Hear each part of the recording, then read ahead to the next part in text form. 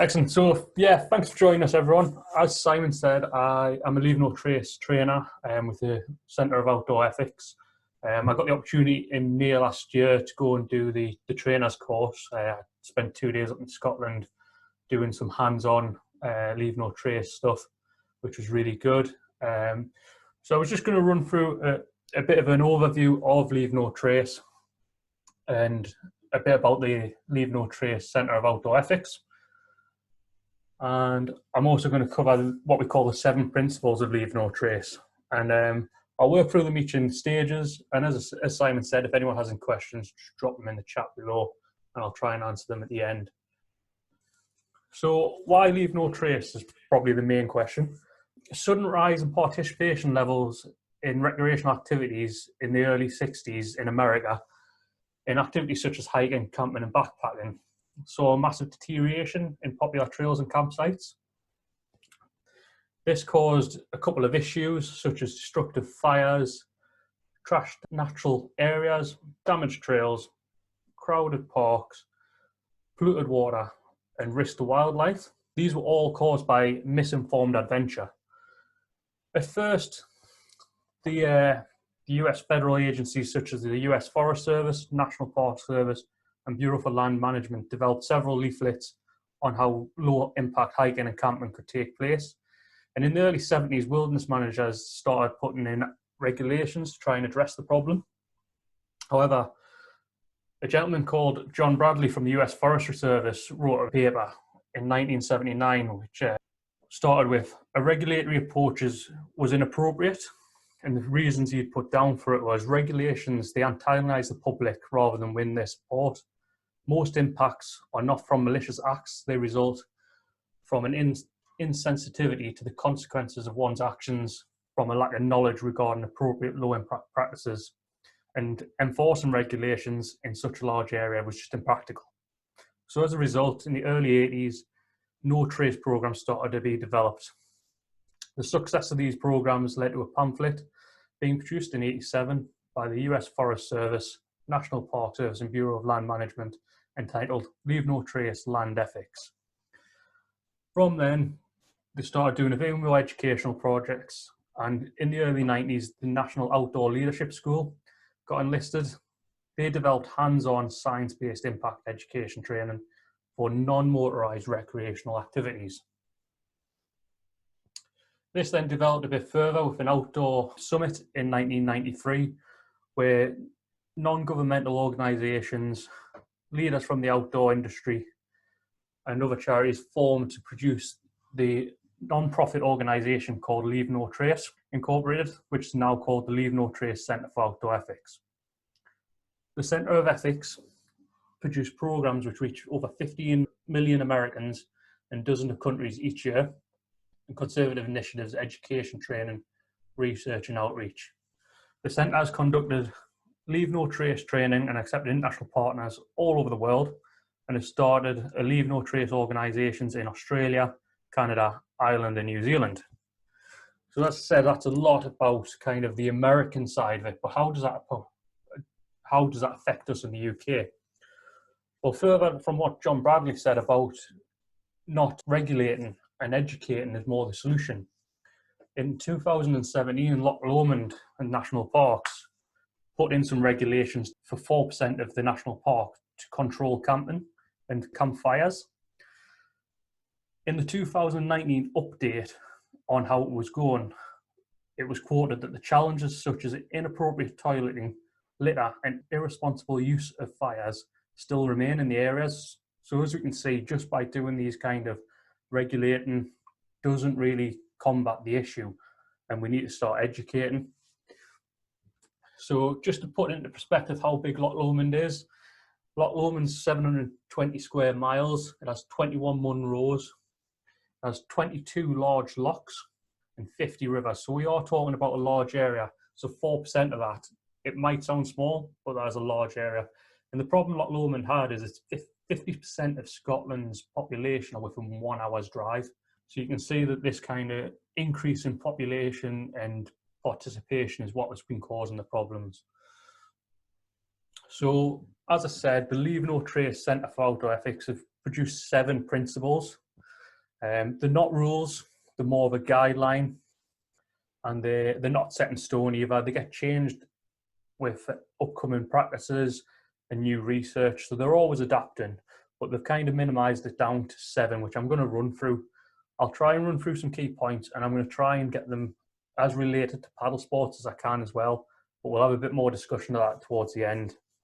First principle is plan ahead and prepare. That sounds really simple, and I know last week's presentation we covered a little bit about tides and planning, how the forecast can affect it. The main kind of points we need to be thinking about when we're thinking about planning ahead and prepares, when you start looking into where we're going, learn about any regulations that are in place and any restrictions.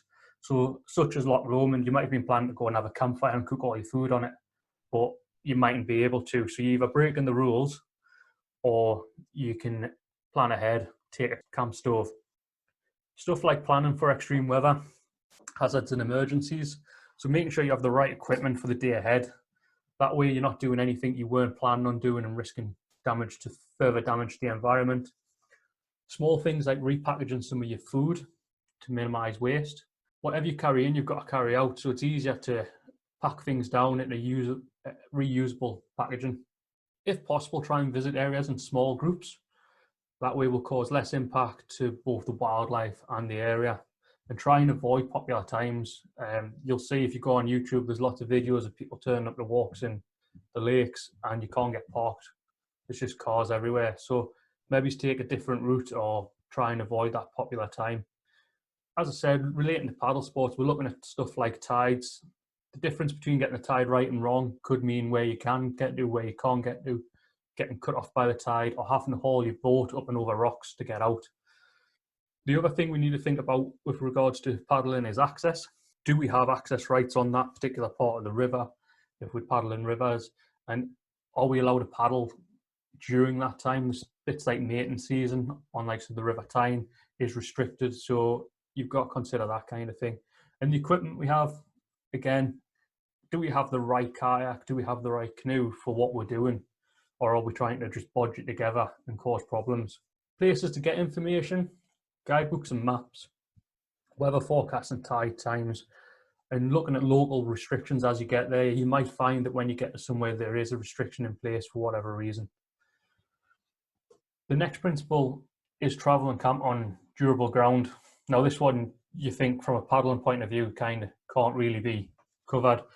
But I'll start with looking at it from a walking background. So when you're walking, you want to be traveling on surfaces that have already been formed as trails, rock, gravel, sand and dry grass, or even snow.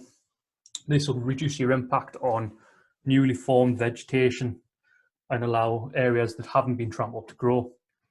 When we're looking for campsites, we're best looking for campsites that have already been formed, and ideally you want to keep them about 30 meters away from a water source. It's really nice to camp on the side of a lake or on the river, but you risk imposing on wildlife drinking, and also there's the risk of contaminating the water source. If you're going to somewhere that's popular, try and use the existing trails and try and walk in the middle of them. If everyone sticks to the middle of the trails, it stops them expanding out and deteriorating even further and causing more erosion. Walk in the middle of the trail, and if you come to a spot which is boggy and wet, you've got two choices here, and you often see when you get there, you'll see the path straight through the middle, and you see the little cut around the outside. If everyone starts to use that cut around on the outside, that'll eventually become a track, and it'll end up causing more erosion. So try and just, if you've planned ahead, you'll have the right equipment, just go for it and go through the muddy, get muddy. Keep camps small in popular areas so that you're not encroaching on other people or encroaching on vegetation, and camp where vegetation is absent, so where there is none on muddy ground. If you're in somewhere that's a bit more pristine and tracks haven't been formed, try and disperse your group. It's kind of almost the opposite to what you're doing in a popular area. You're dispersing your group out to prevent creation of new trails and new campsites, and avoid areas that are showing signs of use. They will recover over time.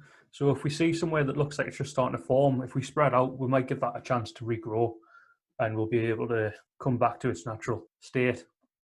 From paddle sports, so travel and camp on durable surfaces, you think that's not going to be tied in. you've got to consider things about how we get on and off the water. So as we're walking down, try and use actual tracks. Try not to just cut over a fence and get in. One of the big things that everyone loves to do in kayaking, it's great fun, I love doing it, but it does cause a lot of erosion, is seal launching on riverbanks. That's where you just get in your kayak and you slide down and slide straight in the water. It is awesome fun, but from doing that, not only are you eroding the bankside and causing further damage, but you're also starting to shave little bits of plastic off your boat, which ultimately will end up getting in the water and cause microplastics in the water. So you've got to consider there's a bit of a knock-on effect of everything here. The third principle, minimize your campfire impacts. So this one, as I said, some places won't allow campfires. I was doing a little bit of trying to get some facts and figures earlier on. In April 2019, we'd already had more wildfires than in the full year of 2018. So in 3 months, 4 months, we'd already had more fires caused. And this was, if you remember, back in April last year, it was a very warm February and March. So the ground was ready, was very dry. And then stuff like having a barbecue and having a campfire, the embers, they just ignite. So where possible, try and use a gas stove, and it just solves all these risks that you weren't aware of. If you are going to have a fire and you're going somewhere that you know you can't have a fire, use the existing fire rings or use a fire pan or a fire mound. When I was doing my Leave No Trace training in Scotland, we went to a bothy that was downside of a beach. And you think bothies, everyone's there, wants to be social. Outside of the bothy, there was 4 fire rings that had been formed. So rather than people sitting having a social and having a laugh, people had actually spread out and created a new fire ring in the space of about 20 meters. So it's stuff like that. Obviously, you get the social aspects and you're going to preserve the environment. When you are collecting firewood, you've got to think about it. Only burn what you need to burn and try and keep fires small. You don't need to have a big blazing huge fire. Just get enough to keep it going. And when we're looking for wood, we're thinking about the 4D. So it's down, dead, diameter and distance. So you want wood that's already dead and fallen to the ground. You want wood that's no bigger diameter than your wrist and that you can break by hand. And distance, when we're considering distance, we're thinking about wood that's at the location already rather than bringing wood in and introducing bacteria and invasive species on that wood. So just remember the 4Ds: down, dead, diameter and distance. When you finish the fire, make sure it burns out completely. Swill it out with water so the ash is nice and cold, and then you want to just pick up the ash once it's cold and try and disperse it so you're not leaving that trail, you're not leaving that the example that you've been there, and get rid of it and follow local guidance. If there's a fire restriction in place, then obviously you can't have one. The next one is dispose of waste properly. So you've probably all heard the phrase, pack it in, pack it out. And we're probably good with that with stuff like plastics and packaging. But what people don't consider is biodegradable waste. Stuff like orange peels that take 2 to 3 months to biodegrade. A banana skin, 2 weeks. Like they're lying around. So not only are they taking time and spoiling the aesthetics of the area, but also they're introducing this food source in for animals that will then start foraging and getting used to humans being in that area and become reliant on food source, which puts them at risk. And it puts them at risk of being attacked by prey because they might be out when they shouldn't be. When you sit down and have a rest, or you're preparing food, or you're at the campsite, when you finish with the food chores, inspect where you are and pick up the food scraps. Sounds a bit picky, but if you can do that, it helps with that animal problem and not feeding. And when you're washing out dishes, so like if you're out for a couple of nights or you're out on an overnight and you're washing your dishes out, do it at least 30 meters away from a water source to camp in the trails. But also when you wash it out, try and get all the food scrapings out first. Put that in your bag to carry out. Wash out your pan, and if you plan ahead and think about this stuff, you can buy small little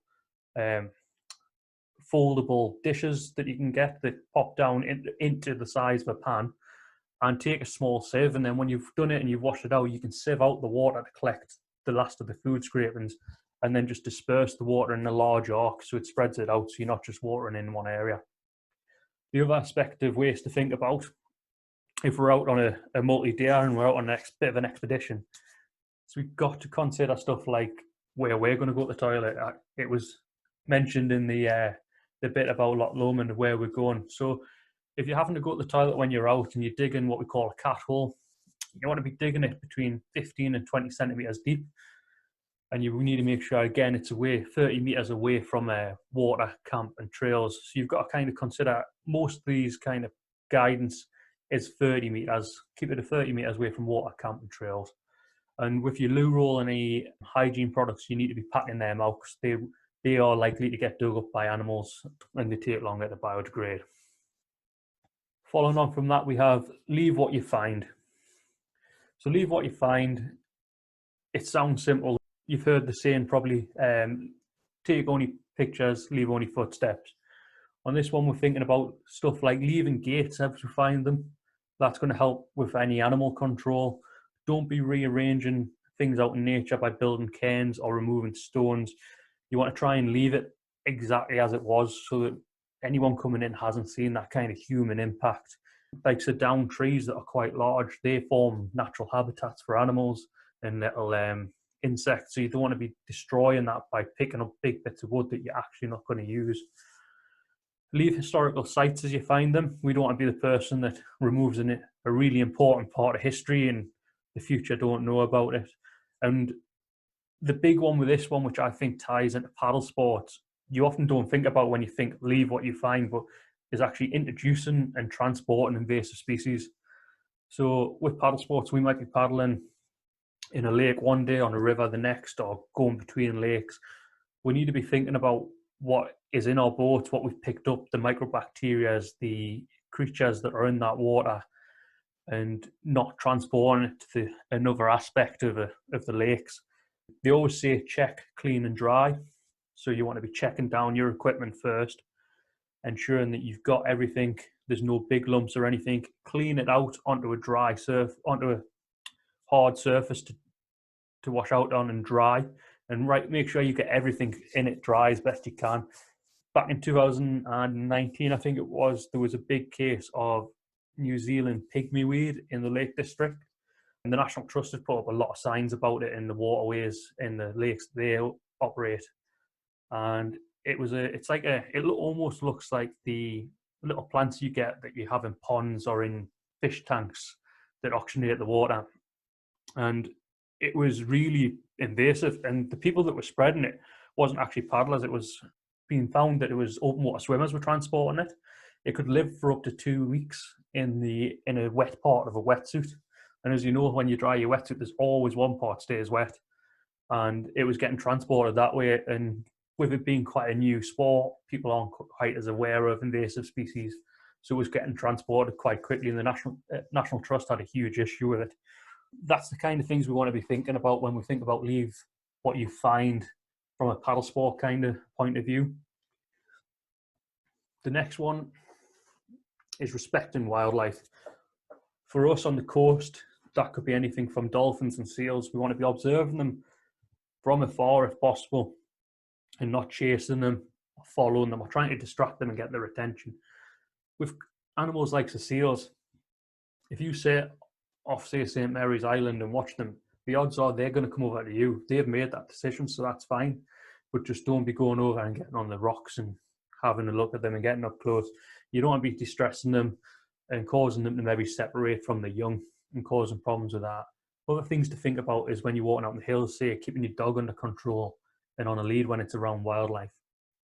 And the other thing with respect wildlife is thinking, going back to the camping and the food, is making sure that we've picked up all our food so we're not making animals become reliant on us and putting them at risk. The following principle, which is the last of the principles, is be considerate of other visitors. And this one again is, you'd think is common sense, but as we know, it's not so common now. But keep noise to a minimum. If you want to listen to music, put your headphones in so you're not distracting what other people are. Some people might be out there to have the peace and quiet to be in the countryside. They don't want to hear your tunes blaring. Other things like keeping your groups to as small as you can, and if you see a large group, allow them to pass and not get in the way.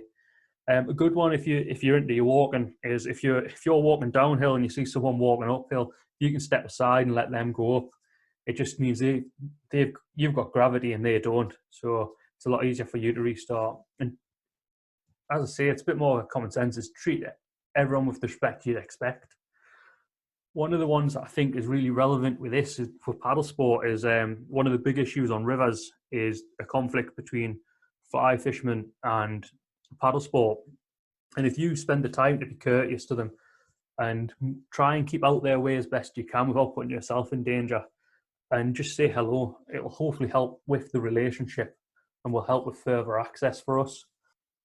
I found this quote, which I think really sums up what we should be doing, and that is, we do not inherit the earth from our ancestors, we borrow it from our children. I think that's kind of at the heart of Leave No Trace. That's what we want to be doing. We want to be protecting what we can and not taking it for granted. There's lots of things we can be doing, and I will, over further sessions, I'll delve further into some of these topics for you if you'd like, and do a bit more on actual techniques we can be doing. But I think that's really important. Before we kind of get round to questions, I found this video that I think is excellent. It's called Extreme Leave No Trace, and I'll let you watch the first bit of it. I think it's great.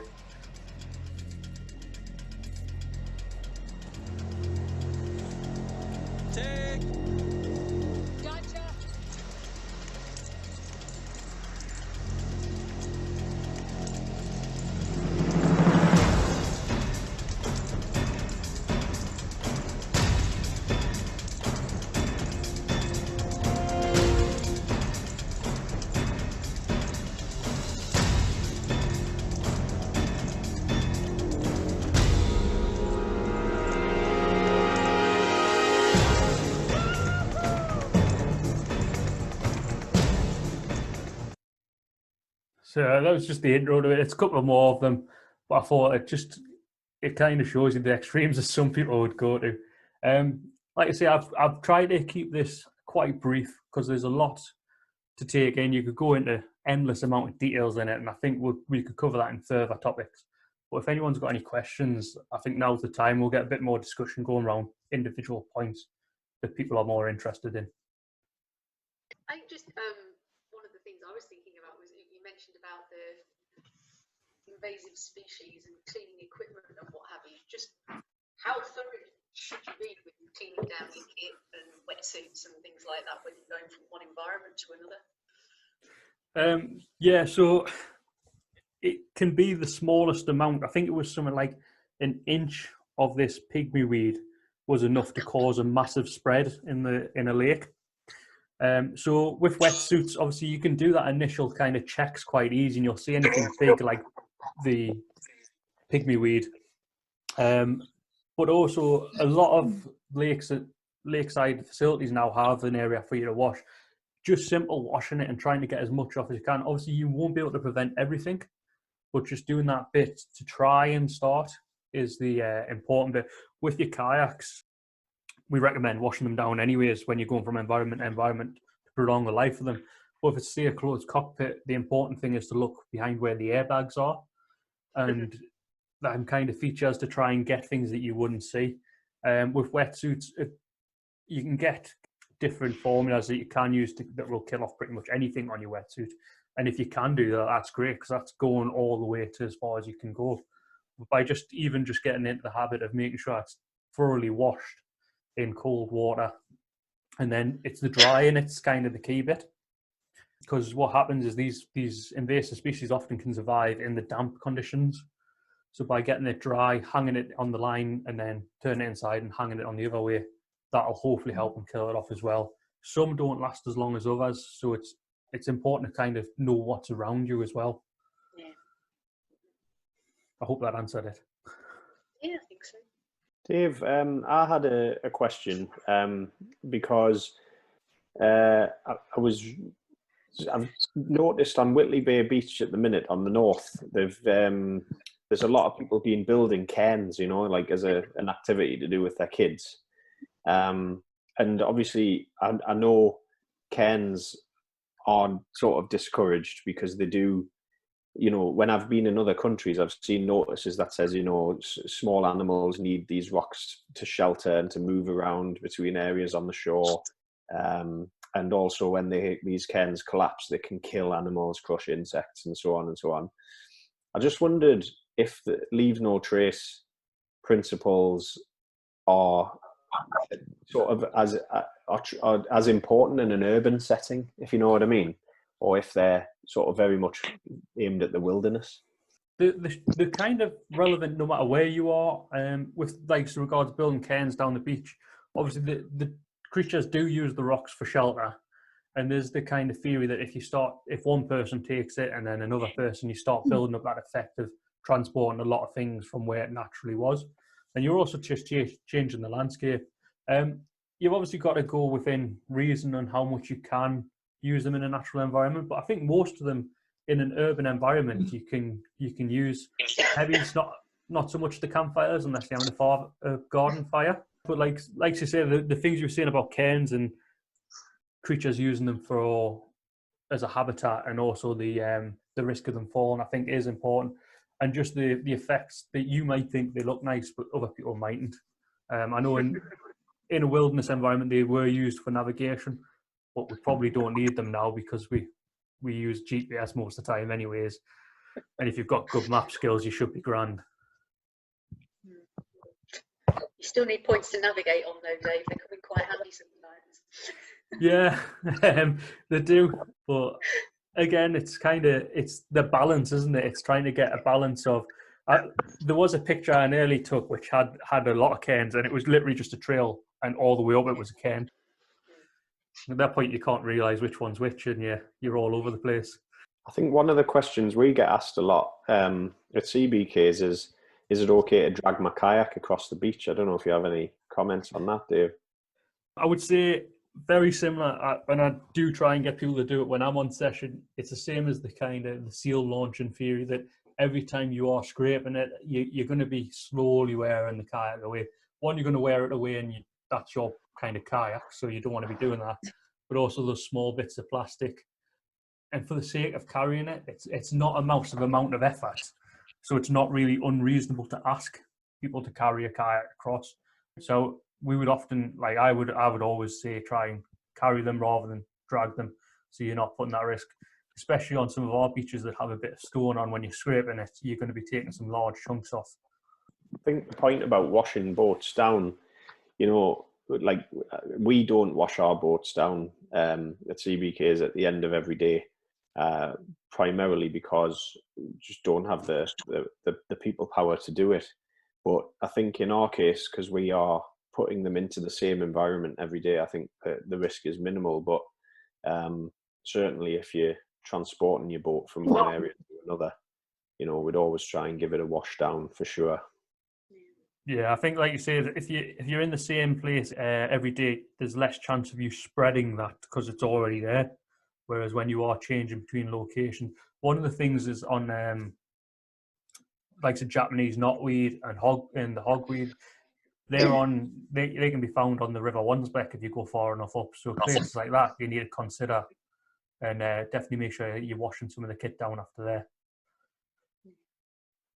Well, I guess part of it's being aware of what the invasive species are in your area and what they actually look like to be able to avoid them, which I think a lot of people don't necessarily know. Yeah, no, I totally agree with that. And like I say, when I first wrote this, I started adding lots and lots, and I thought this is going to be too much to go to. So I said to Simon, I think I might do a few more tailored around anything anyone kind of wants more on. So if you want one on invasive species, I can do one on different types of invasive species that are common to where we are and kind of what the protocol is around them. And then if you want someone, say, being considerate of us, I'll do one on that if you would like. Or just anything, like I say, some of them are more relevant to the kind of paddling we do. I think they all tie in a little bit to everything, but some of them are a bit more relevant to the kayak, and we often do. Some are more relevant to if you're out in the Lake District or your more remote areas. Yeah, thinking about things like blue-green algae, which seems to be quite prevalent in the lakes.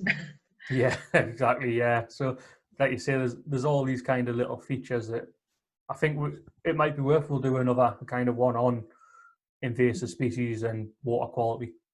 I think one point I'd make about the shoreline where we are as well is you have to consider the tide in terms of how robust the shore is. So like if you look at sort of the rocky shore environment where we are, if you're on the upper parts of the rocky shore that are frequently dried out, frequently exposed to a lot of weather, most of the species there are pretty hardy, you can walk over them with minimal impact. But if you get a low spring tide and you start getting down to the points where you get a lot of the more wet algae and you've got your species like kelp, those types of shorelines, they're not used to being trampled over. And I think if you start introducing that type of disturbance into them, you can cause a lot of damage quite quickly. So it's interesting, I think, when you do in the sea context, at how you get this gradient of kind of how robust the shore is. Yeah, like you say, obviously that can kind of tie into your planning and when you're actually getting off, can't it, to try and avoid that problem. Yeah. Cool. Any more questions? No, it's that common sense that's not common, but when it's pointed out to you, you go, yeah, obviously that's all good stuff that you need to think about. So yeah, thanks, Dave. I found it really useful, like just from a walking point of view as well. So every aspect there, I've written loads down actually, but more just from an interest point of view. They say now, on average, if you would eat an oyster, there'd be 6 microplastic particles in every oyster that you eat. So in every oyster? Every oyster. That's horrible, isn't it? Has microbeads in it. That's mad. A lot of it is actually coming from cosmetics rather than things like kayak and stuff like that. Yeah. But it is a big problem, but it's a fact. And I'm only talking about it because it was a part of the course, the chemistry course that I teach. But those are the things that are like real facts now. And I think, you forget that boats contribute to part of that plastic as well. Yeah, it's in all of their scrubs, isn't it? Yeah, not now. The law have said no. Apricot stones now. I think Lush uses popcorn or something. Oh, yeah. Amazing. Yeah. I think when you think wetsuit, sorry, no, it's okay. I was just going to say with my wetsuit, I think it's probably because I always imagine there's lots of things in all of our materials that we can't see. So I am a bit picky about it, and I always wash mine, but I've put, the adapter on your hose that you can get for washing the car, to brush. That's all it is. I had one randomly. I don't ever wash the car, but I found the brush. Bristles, and I wash my wetsuit down with the brush on the end of the hose inside and out, and dry it as much as I can on the washing line, and then stick it in the airing cupboard as well afterwards. So hopefully that kills a lot of whatever you might bring from one place to the other. Yeah. I know a lot of the open water. Sorry, go on. A lot of the open water swimmers I know use like Zoflora to like a solution of Zoflora to dump their wetsuit in, and it always makes me wonder like how much that shortens the life of your suit by if you do that. It's risky as well. We went through a phase at CBKs a few years back on the renovation of another water sports centre of putting a little bit of Dettol in our wetsuit bins. And then I started to get images from customers who's had these terrible rashes that were getting all over their body. So, well-intentioned. You've got to be careful, haven't you? Yeah. So I've heard, personally, I think the only thing that I've heard that works well for sort of microbiologically decontaminating wetsuits is like Milton tablets. Yeah, that's what. Yeah, we're firm believers of that. Bleach and neoprene. It's a bit dodgy. Yeah. It must perish your suit fairly rapidly, I would imagine. Well, neoprene was developed as a material to line landfills. So, I don't know, it must be pretty solid. Yes. The floor of my suit. Smell nice. It would smell lush. Oh, imagine. Can't remember where I read that. I'm on one of the open water swimmers Facebook sites, and every so often there are discussions about, because particularly if people are swimming in lakes and rivers, of like moving blue-green algae and things like that from one place to another. And what do people use to clean their suits with? And Zoflora seems to be the favourite amongst open water swimmers for some random reason. Maybe because it smells nice, I don't know. Got it in bulk. Right, well, I think we should, if there's no further questions or discussion, Dave, I don't know if you want to end the recording there. Yeah, no problem.